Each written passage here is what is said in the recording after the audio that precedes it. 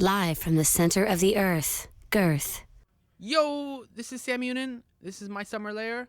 Thanks for coming in. Introduce yourself, the movie that you just directed, which is Unseen, and the, let's see, a famous like horror monster or something that you really like or something that you kind of grew up with. Introduce the movie and Who you are, the name of the movie, which I already just gave, which is Unseen, and a favorite like horror monster that you kind of grew up with or you kind of really dig. okay. My name's Geoff Redknap. I'm the writer-director of The Unseen.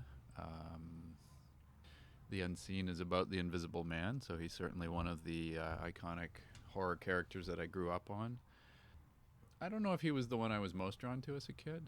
You know, probably more Frankenstein. Not that he's kind of a monster, but also from the Marvel universe. My big inspiration was the Swamp Thing. Oh yeah. Yeah, I was telling someone earlier today that when I was a kid, I went in a barber shop, my local barber shop, to get my hair cut, and I was like 6 years old, and I found the first issue of Swamp Thing in the barber shop where they had their magazines for people to read, and it blew my mind and made a very strong impression at an early age. So The Swamp Thing is also kind of connected to a lot of like nature, to the green, to those kind of things. Does that was also influenced by like growing up in BC? it could have been, you know, I mean, I don't know if I wasn't exactly a hippie child or anything, but I was definitely, maybe green ahead of the green curve. You know, I grew up with a lot of animals in my life, and at a fairly young age, I became a vegetarian, so I sort of turned green. But I don't know, there was just something about the Swamp Thing being such a visually striking image, and then the fact that he was also a gentle creature most of the time, and connected to the earth and the green. I'm sure if they make that movie at some point, they'll make him very deep and spiritual in a sense. It would be an interesting movie to make. Like you said, you have to balance the two, but at the same time, some of those themes about the environment, the green, all that kind of stuff would be super relevant in these days. Yeah, it would be good. I bring up the horror because, as you mentioned, your film Unseen is dealing with the Invisible Man. So how does somebody who's a special effects artist end up doing something with the Invisible Man? Wouldn't that be almost the opposite? Oh, I see what you're saying. Yeah. Well, I guess in our case, we made an adjustment to the character that put it more into my background, because when we decided we were going to do an Invisible Man story, I was searching for a new idea, something to write a script based on, and I woke up one day, literally went to bed thinking, what can I do? Woke up in the morning thinking, the Invisible Man. And I thought, well, we haven't seen that done recently, haven't seen it done well very often. And I thought, well, if I'm going to do it, I'm going to do it differently. So the first thing we did different was that I threw out the whole idea that it was a science experiment gone wrong. We've seen that over and over again. It doesn't matter how new and modern the lab is versus the original film. It's still the same story. So we discarded that, so to speak, and turned it into a sort of mysterious genetic condition. And then by taking it out of the lab, it didn't need to be a scientist. It could be anyone. So we set it in a totally new place. Some former hockey player living in a small northern town working in a sawmill. Mm-hmm. You know, it's definitely not seen that before. And then the other catalyst was, it was actually an idea that my producer had. She said, well, this is great, but I don't want to work really hard to get a really strong actor to be our lead in our movie and then have him not on screen for 10 minutes. And then replace him with floating hats and jackets and the classic Invisible Man tropes. So when she said that, I started thinking, how could we do it differently? And we talked, and we came up with the idea that it was a progressive condition, that he was gradually fading away, not an instantaneous result of an experiment or an event. So that put it more in my world, because when somebody is fading away piece by piece and you start seeing through them and into them and revealing organs and bones, then it becomes visual. And it was achieved on film by a combination of makeup effects and digital effects, which is where I usually hang my hat. Was that kind of the challenge that you were going for then, to try and figure out a different way to kind of quote unquote show the Invisible Man? Well, it was more, not so much the challenge. I think it just to be original, to make something that hadn't been seen before. It really helped to reinvent the concept of invisibility.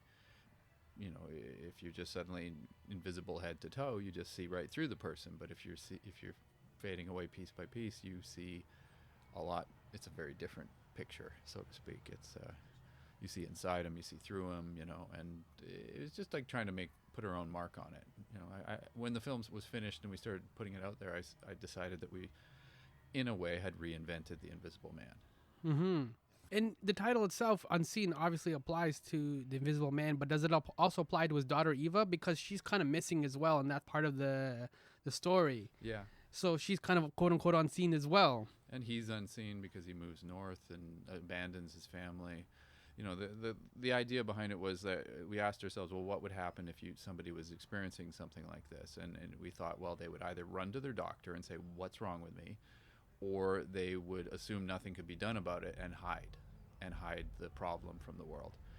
And so he's the absent father because he abandons his family without explanation, and so he's unseen in their lives, and like you said, she's unseen.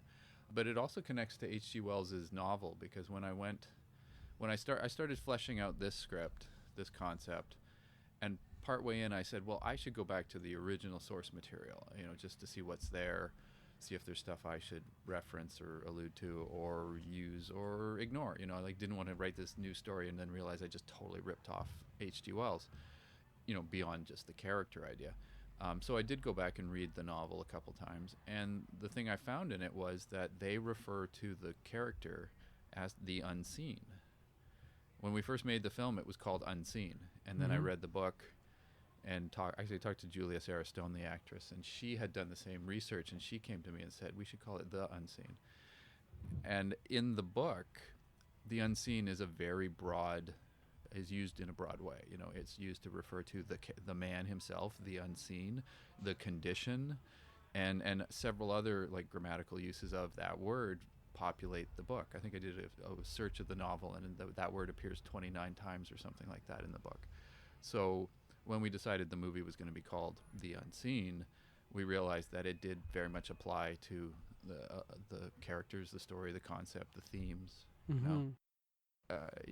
It's great having a title that has a lot of connections to your film. There's some play there. Yeah.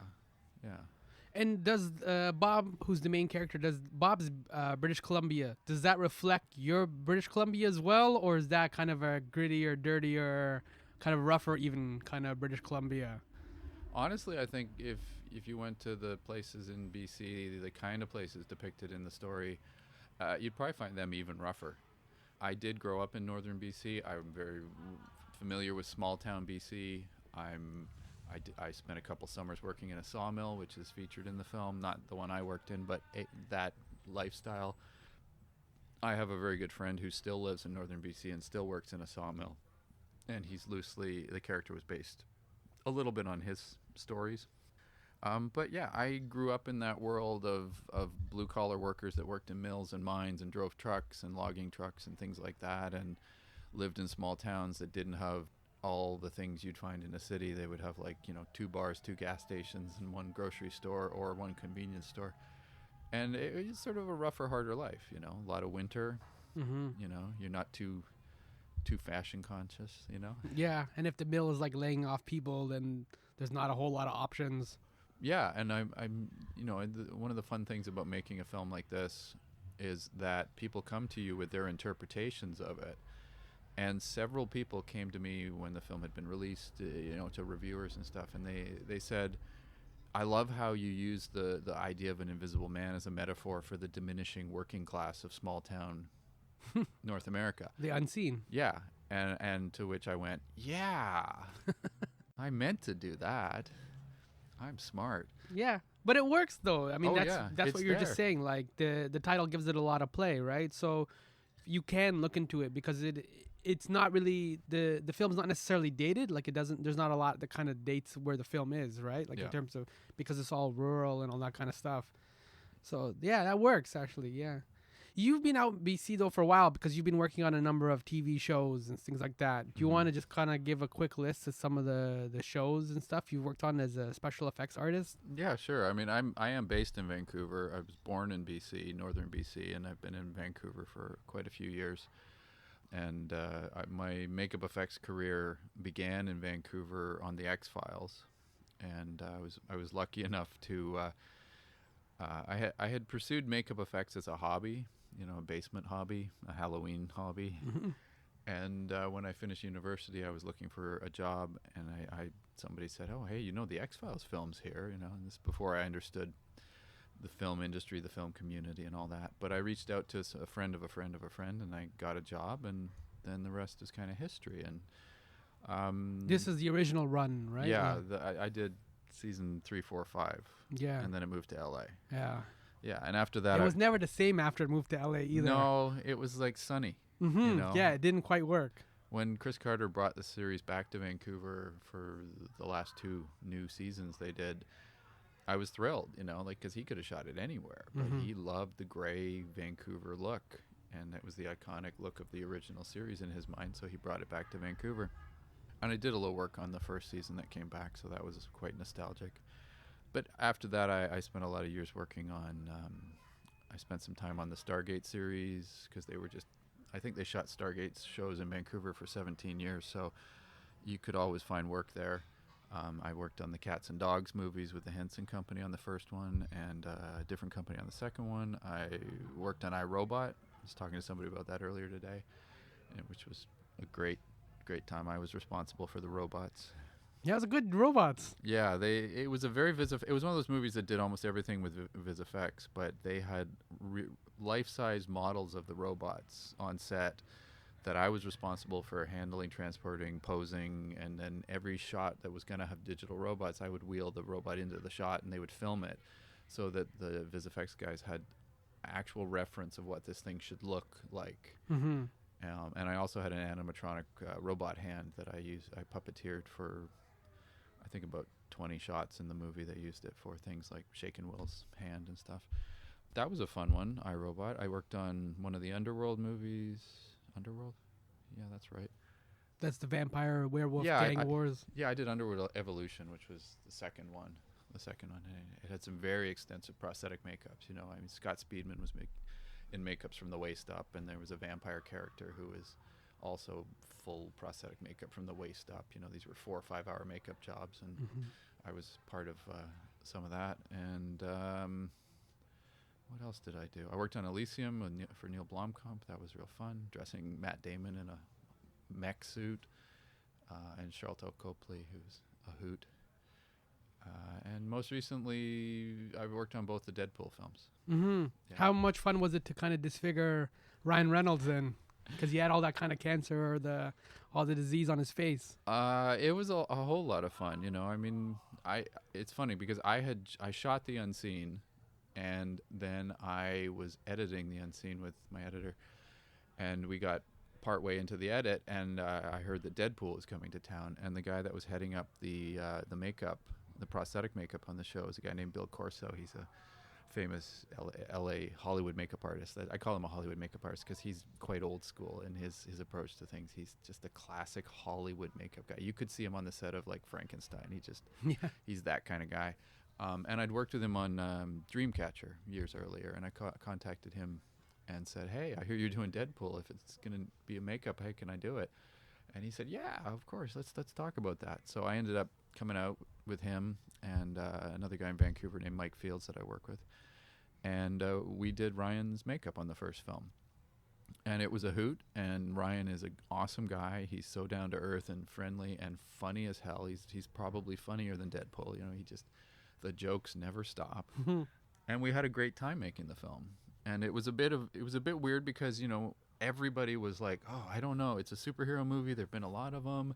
This one's got swearing. It's raunchy, dirty jokes. It breaks the wall. Is it gonna go over? Will people go out, or is it gonna be seen as a weird anti-superhero movie that nobody wants?" A lot of the civilians too didn't know who Deadpool was. No, it wasn't like a Spider-Man or something, right? No, he wasn't so big. But then it came out and it blew up. Everybody loved him, and the film was a huge hit. Made tons of money, which is the reality of the Hollywood system. If it makes money, you get to do another one. Yeah, and I did. I got to do the second one. We came back and did the second one, and we actually improved the makeup. We redesigned. I mean, not me, but Bill and his people in LA that make the pieces. Mm-hmm. They redesigned the makeup to be faster, because that's the big thing. If you've got to do 10 zombies in the background, production doesn't particularly care if you need 2 hours or 3 hours to do it. But when it's Ryan Reynolds and he's in almost every scene, and he's he's the writer producer on the film too. He's got a lot on his plate, and so if you go and say, yes, this makeup takes me 4 or 5 hours,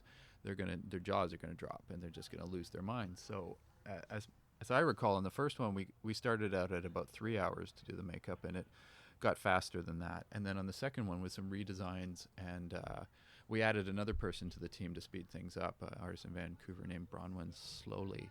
And we got it down to less than 2 hours most days, and down to an hour and a half one day. So Ryan was, over the moon with, like, you guys are doing my makeup in an hour and a half. This is great. I can get out of the trailer. I can get to set. I can start, because he's always working on the character and the script. Mm-hmm. He is literally sitting in the chair going through the scenes for the day and writing new dialogue, like variations or new ideas, because Deadpool's a funny guy and he makes jokes all the time, and those jokes can come from anywhere. Yeah. And they're pop culture reference and modern culture stuff, so he'll see something in the news and he'll put it in the movie, and it's like you said, it's just been a real blast doing my day job on something that has been so well received by the fans. You mentioned like going to quote unquote school with the X-Files. I bring up all these supernatural kind of mystical kind of shows like that, like X-Files and things like that. Did you also learn some other than makeup stuff, but did you also learn about pacing and horror and these kind of things working on those shows that you've used in Unseen? Absolutely, yeah. I always tell people that my makeup effects job has been my own private film school, because even from the beginning, I knew I wanted to write and direct before I even started working in makeup effects. Like, as a kid, I did makeup as a hobby, and then I decided, no, I want to direct. And then I continued the hobby, which got me a job, which got me in the industry, which got me on set. And the first time I realized that I had a great opportunity here was working on the X-Files. I got to watch a lot of great TV directors work. And my first real mentor was a guy named Kim Manners. He's a legend in the industry. Kick it in the ass. You know Kim Manners. Yeah. There was in one of the recent, actually I wrote it down, in one of the recent episodes, season 10, season 10 episode 3, there's a scene where Mulder lays against a gravestone. Yeah. And it was Kim Manners' grave. It was not his real one, but it was probably like a fictional one. And then, he just kind of leans against it, and it said his catchphrase, kick it in the ass. Yeah, he had 2 catchphrases, as I recall. Kick it in the ass was a good one. I don't know if I can say the other one. It's a bit blue. Yeah, go ahead. It's on I think internet it was radio. fuck it in the skull. Okay. That one doesn't quite go on a gravestone. No, not on a network show. But yeah. Kim Manners was the first director I watched direct on set and started to learn how to direct. And I watched him do what he did, and I talked to him when I could. And I remember, because when I was working on the show, he so much going on. One day he looked at me and said, "I'm sorry, I forget your name again." And I said, "It's Geoff with a G." And from that moment on, he remembered me as Geoff with a G.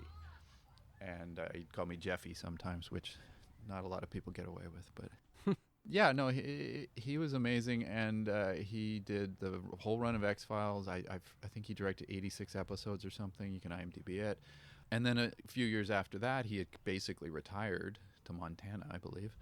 And then Supernatural was filming in Vancouver, and it was a lot of the same crew that had worked on X-Files or Millennium, and I don't know who it was who got the idea, but they decided, hey, let's reach out to Kim Manners and see if he wants to come and do an episode of the show. So he thought he was done, but he came back to Vancouver and directed an episode of Supernatural, and then he became one of the producers, and I think one of the producers, but definitely one of their regular directors for the first 4 seasons of Supernatural. And that was the reason I worked on Supernatural. When I would get calls to work on episodes, I'd say, okay, who's directing? Because if it's Kim, I'm there. Mm-hmm. Didn't matter what I was doing, I'm there for Kim. And he was a great guy to work with, and I learned so much from him. And unfortunately, he passed away. I don't know the year offhand, but it was season 4 of X-Files. And that's why you see his gravestone in the new X-Files. It was a tribute to him. And he was a great guy, and I learned a lot. And I continued to learn a lot. I would take jobs on shows to learn. I remember one time I got a call to work on Santa Claus 2, doing animatronic reindeer and stuff. But I also got a call to work on Dreamcatcher. And I thought about it, and I said nothing against Santa Claus 2, but Dreamcatcher is based on a Stephen King novel, directed by Lawrence Kasdan. Mm-hmm.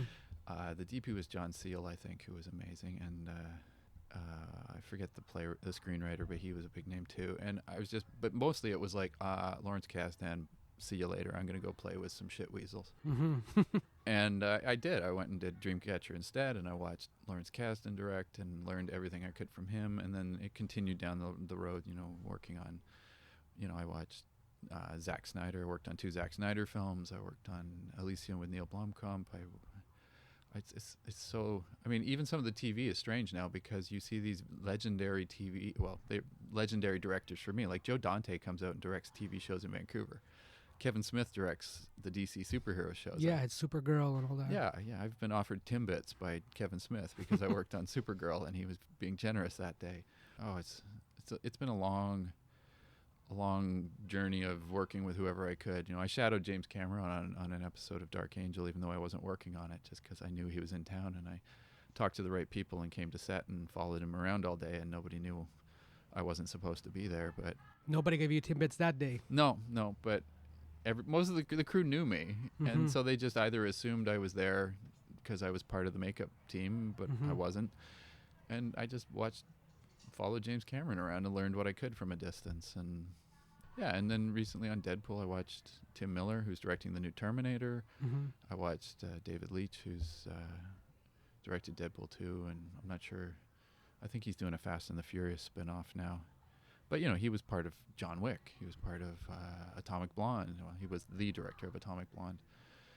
And I just I pay attention as much as I can, and also watch how the actors work. And whenever I get a chance to ask an actor what they like from a director, I do. If I'm working on them, because some like a lot of direction, some like a little. There's different types of directions. Some like it, some don't. When I was on Elysium, I was dressing Matt Damon in his mech suit, and I got in the habit of asking him, every couple days, because there's always conversation while you're working with him. I'd say, what was it like being directed by Clint Eastwood? What was it like being directed by Martin Scorsese? And he'd just start talking, and I'd listen. Yeah.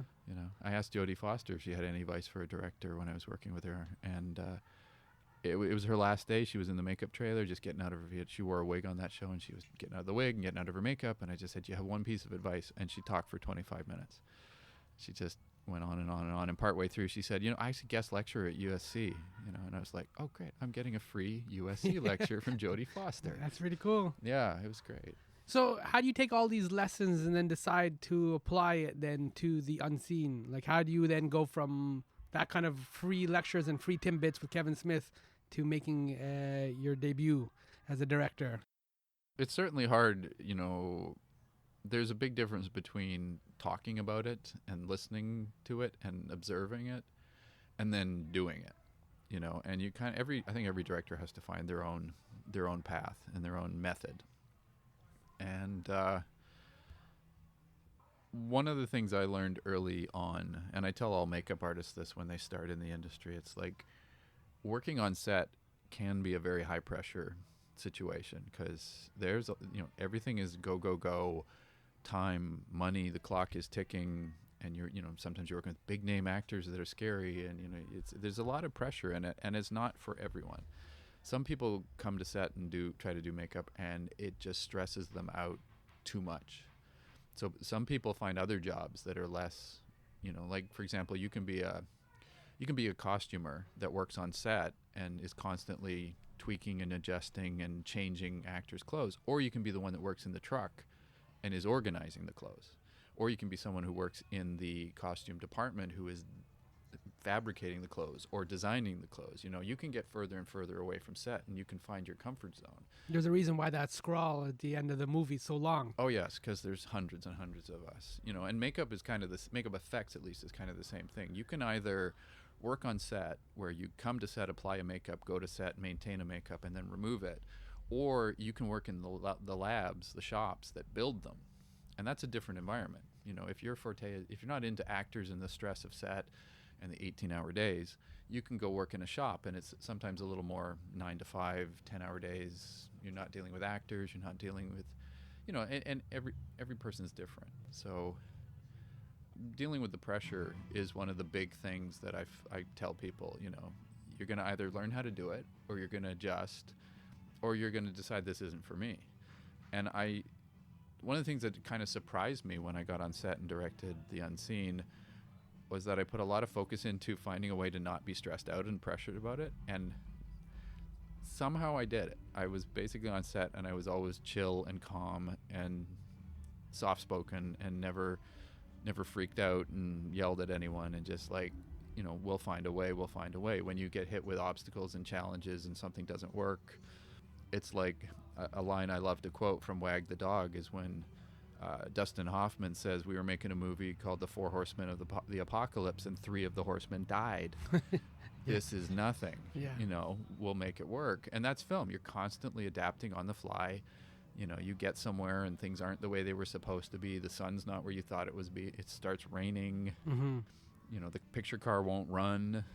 There's a lot of moving parts to making a film, right? Yeah. So, and some days are always going to be like better than others, right? Like sometimes the camera just breaks down one day, but then the next couple of days it's all good. And yeah, I did one of my first my first real short film. We had a film camera and we were getting towards the end of the shoot and we were starting to run low on film. And one day the on-off switch on the camera literally stuck in the on position, and it was sitting there on a counter burning through film that we couldn't afford to burn through. And a buddy of mine who wasn't even a film person just had the foresight to grab the battery and rip it off the camera because the switch stopped working, but cut the power, and you know, it saved us the film that we needed to finish the film. You know, and those are the kind of things that just happen. And sometimes magic happens. You know, there's a shot in The Unseen where Bob is sitting in his pickup truck at the sawmill. He's just parked. He looks out the window and he sees this other worker getting off shift, and his family's come to pick him up, and his daughter gets out of the car and hugs him, and just as they hug, a logging truck cuts through frame and blocks his view. And it's metaphoric of what he's lost. You know, the family, the life is right there, and boom, truck rips through his frame.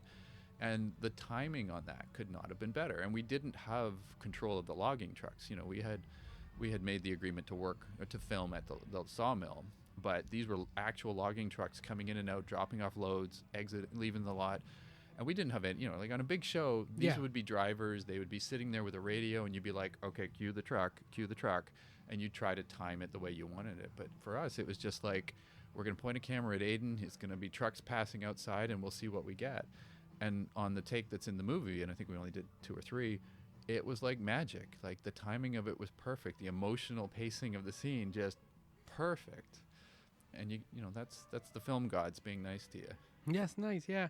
And you've already had some screenings and stuff, and people have kind of reviewed the film, where people kind of like, they're getting it and they kind of understand who the Unseen is and what the Unseen is. People are really digging the film.